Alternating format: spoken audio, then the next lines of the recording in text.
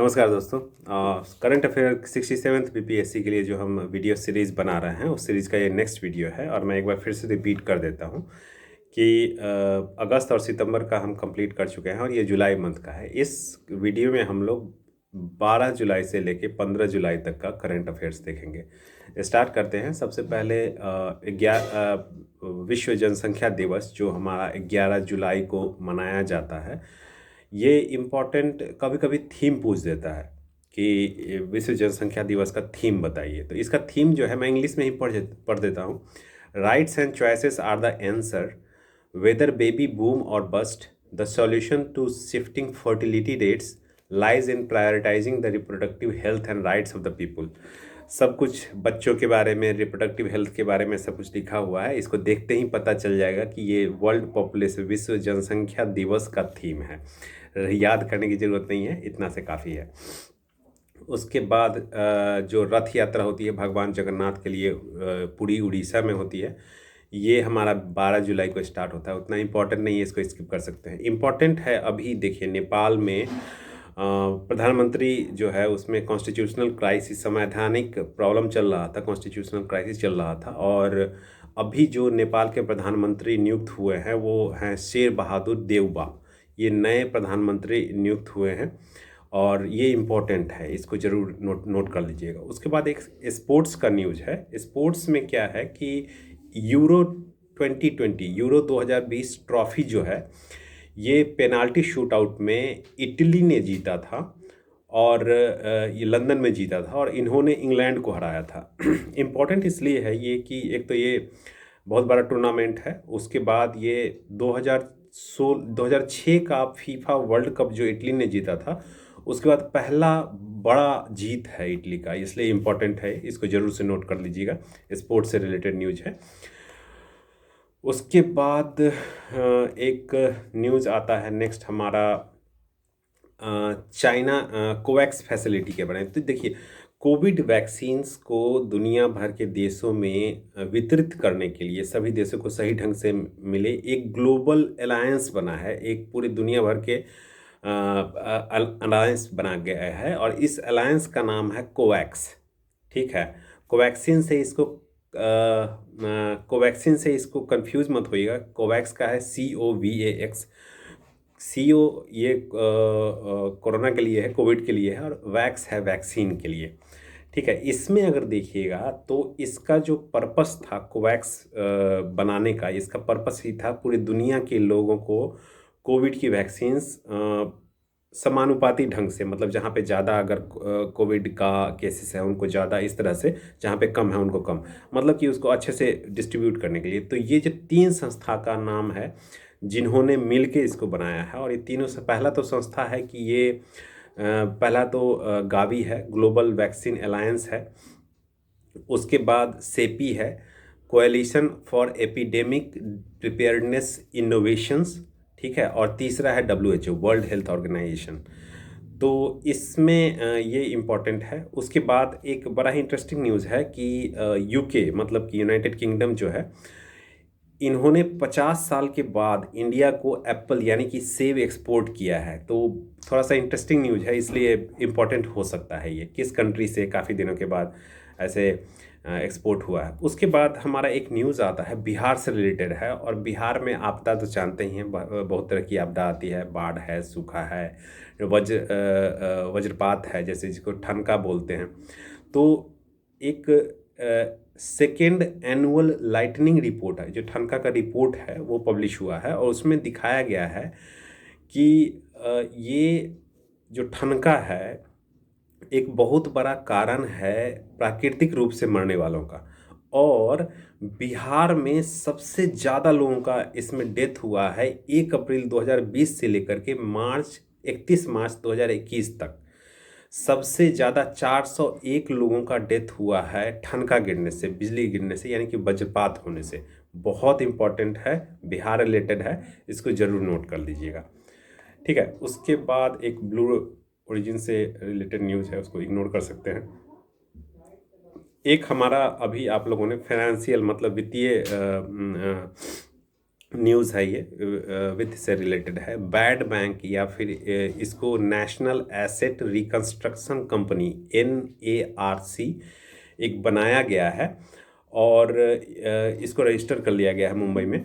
और इसका काम क्या है, इसको इसको बैड बैंक मतलब, बैड बैंक का मतलब क्या होगा? अभी देखिए जो NPA का प्रॉब्लम चल रहा है सभी बैंकों में, कोई भी बैंक उठा लीजिए, SBI उठा लीजिए या कोई भी नेशनलाइज, SBI में सबसे ज़्यादा 20,000 करोड़ रुपए बैड बैड लोन्स है, NPAs है, नॉन परफॉर्मिंग एसेट्स है। तो ये क्या करेगा, बैड बैंक क्या करेगा, सबका नॉन परफॉर्मिंग एसेट खरीद लेगा। एक्चुअली जो टोटल इकोनॉमी में बैड जो NPAs होंगे वो तो नहीं घटेंगे, बट किसी एक पार्टिकुलर बैंक का, किसी एक, मान लीजिए SBI का, अभी हम SBI के देखते हैं कि 20,000 करोड़ जो रुपए हैं वो नॉन परफॉर्मिंग एसेट्स हैं, तो उसको ये ट्रांसफ़र कर देगा नेशनल एसेट रिकंस्ट्रक्शन कंपनी में, जिसको कि बैड बैंक भी बोला जाता है। ठीक है, ये इंपॉर्टेंट न्यूज़ है, इसको ज़रूर से नोट कर लीजिएगा। उसके बाद देखिए लद्दाख है जो यूनियन टेरिटरी है एक, कश्मीर में, कश्मीर को बाइफरकेट करके एक यूनियन टेरिटरी जो हमारा बना था पिछले साल 2019 में। ठीक है, उसमें लद्दाख से एक न्यूज़ भी, एक करंट अफेयर पूछा गया था पिछली बार, शायद 66th में पूछा गया था कि सबसे बड़ा ज़िला जो है वो कौन सा है, तो वो लेह लद्दाख के बारे में था। अभी लद्दाख पहला यूनियन टेरिटरी हो गया है, संघ शासित प्रदेश हो गया है, केंद्र शासित प्रदेश हो गया है, जिसमें 100% कोविड डोज कवरिंग हो गया है। ये इंपॉर्टेंट न्यूज़ है, इसको ज़रूर से नोट कर लीजिएगा। उसके बाद हम नेक्स्ट चलते हैं। नेक्स्ट है हमारा, एक तो नेवी को कुछ एयरक्राफ्ट मिला है P-8I। ठीक है, P-8I ये बोइंग कंपनी से इंपोर्ट किया है, ख़रीदा गया है नेवी के लिए। ये है छोटा सा न्यूज़ है, इसको इग्नोर कर सकते हैं। उसके बाद अगर देखें तो एक बहुत इंपॉर्टेंट न्यूज़ है, देखिए national payment corporation of India, national जो NPCI है, ये भीम UPI जो है, भीम UPI भूटान पहला ऐसा देश हो गया है जिसमें भीम UPI अब काम करेगा। उसमें आर्थिक लेन देन जो होगा भीम UPI से काम होगा भूटान में। बहुत इम्पोर्टेंट न्यूज़ है। और यूनिफाइड पेमेंट इंटरफेस होता है फुल फॉर्म UPI का, यूनिफाइड पेमेंट इंटरफेस, इसको नोट कर लीजिएगा, बहुत इम्पोर्टेंट है। ठीक है, उसके बाद अगर हम नेक्स्ट चलें तो एक food and agricultural organization FAO जो है वो state of food security and nutrition in world 2021 report इसने जारी की, हर साल जारी करता है ये। तो चूँकि फूड और फूड सिक्योरिटी मतलब खाद्य सुरक्षा और न्यूट्रिशन यानी कि पोषण से जुड़ा हुआ है, तो आप इसको रिलेट कर सकते हैं कि फूड एंड एग्रीकल्चरल ऑर्गेनाइजेशन का रिपोर्ट होगा ये।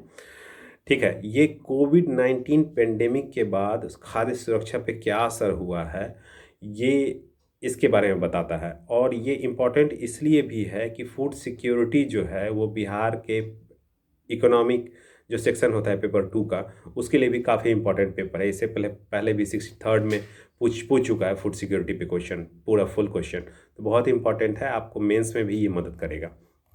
मेंस में भी इसका चर्चा आप कर सकते हैं। उसके बाद एक हमारा जल विद्युत परियोजना है अरुण जल विद्युत परियोजना है, इसको आप नोट कर लीजिएगा। ये नेपाल में भारत के सहयोग से बनाया जा रहा है और भारत नेपाल संबंध जो मेंस के लिए इम्पॉर्टेंट होता है उसमें जल विद्युत परियोजनाओं का चर्चा करना बहुत ज़रूरी है। ठीक है, क्योंकि ये भारत और नेपाल के बीच एक तरह का व्यापारिक, आर्थिक और एक तरह का गुडविल भी क्रिएट करता है। एनर्जी डिप्लोमेसी का एक पार्ट है ये। ठीक है, तो ये इम्पॉर्टेंट है। अरुण हाइड्रो पावर प्रोजेक्ट जो है वो नेपाल में भारत के सहयोग से बनाया जा रहा है। उसके बाद अगर हम नेक्स्ट देखें, टोक्यो ओलंपिक की बात करते हैं। टोक्यो ओलंपिक में भारत से 228 लोगों का ग्रुप गया था। ठीक है, और इस 228 लोगों में 119 खेलने वाले खिलाड़ी थे। इसमें इम्पॉर्टेंट ये है कि टोक्यो ओलंपिक 23 जुलाई से लेकर 8 अगस्त तक हुआ 2021 में। ये 2020 में होना था, बट पहली बार ऐसा हुआ है जब ओलंपिक को रीशेड्यूल कर दिया गया है, कैंसिल नहीं किया गया है, रीशेड्यूल कर दिया गया कोरोना के कारण। बहुत इंपॉर्टेंट है, इसको नोट कर लीजिएगा। गुजरात की राजधानी अहमदाबाद नहीं है, गुजरात की राजधानी गांधीनगर है और गांधीनगर रेलवे स्टेशन के ऊपर 5 स्टार होटल बनाया गया है। ठीक है, तो ये एक करंट अफेयर का क्वेश्चन बन सकता है, इसको नोट कर लीजिएगा। उसके बाद एक सुप्रीम कोर्ट का न्यूज़ था, बिहार में जो सेनारी हत्याकांड हुआ था 1999 में, उसके रिलेटेड है, तो इसको आप इग्नोर कर सकते हैं, क्योंकि जो इस तरह का डिस्प्यूटेड क्वेश्चन होता है वो बीपीएससी नहीं पूछता है, या कोई भी एग्ज़ाम है इससे दूर भागता है, सेनारी हत्याकांड। या फिर इसको नक्सल मूवमेंट जो नक्सलवाद है बिहार में, अगर उससे रिलेट करना, पहले इस पर क्वेश्चन पूछता था, अभी तो नक्सलवाद इतना इम्पोर्टेंट नहीं है बिहार के लिए, तो इसको इग्नोर कर सकते हैं। एनटीपीसी नेक्स्ट न्यूज़ है। NTPC Kutch, run of Kutch में, कच्छ के रन में सबसे बड़ा सोलर पार्क, बिजली मतलब कि सौर ऊर्जा की सहायता से बिजली बनाने के लिए पार्क बना रही है, और अभी बना नहीं है, सेटअप करने वाली है। ठीक है, अभी अभी अगर करेंटली देखिएगा तो सबसे बड़ा आई थिंक तमिलनाडु में है। तमिलनाडु में कहाँ पे है, एक बार देख लीजिएगा उसको आप लोग। उसके बाद अगर हम नेक्स्ट चलें तो पीयूष गोयल जो हैं राज्यसभा में लीडर ऑफ द हाउस चुने गए हैं। Leader of the house Piyush Goyal चुने गए हैं राज्यसभा के। इम्पॉर्टेंट है, इसको नोट कर लीजिएगा, पूछते हैं लोग, मतलब बीपीएससी वाले तो पूछते हैं। ठीक है, उसके बाद डेनमार्क के साथ हेल्थ पर, मतलब स्वास्थ्य, डेनमार्क के प्रिंस वगैरह आए हुए थे, तो उनके साथ हेल्थ पे भी MOU memorandum of understanding Bharat सरकार ने साइन किया है। ठीक है, हेल्थ और मेडिसिन पे।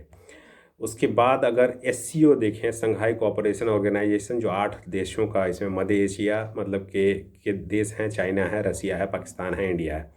ठीक है, 4 देश मध्य एशिया के हैं। इसका जो मीटिंग हुआ था दुशानबे में हुआ था, और टेररिज्म और टेरर फाइनेंसिंग के अगेंस्ट में ये काम करने के लिए ये लोग बनाए हैं।